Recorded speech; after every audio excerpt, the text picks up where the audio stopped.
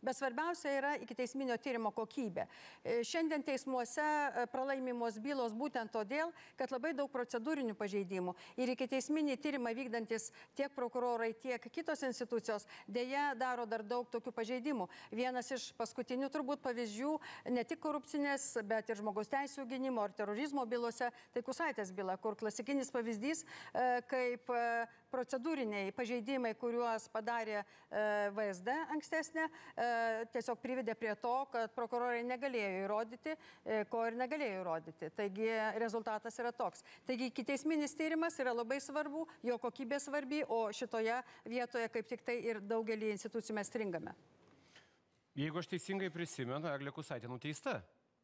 Atvirkščiai, visiškai išteisinta. Atsiprašau. Ir išteisinta ne dėl techninių klaidų, o dėl to, kad nustatyta byloje, kad Lietuvos saugumas ir prokuratūra vykdė Rusijos specialių tarnybų reikalavimus.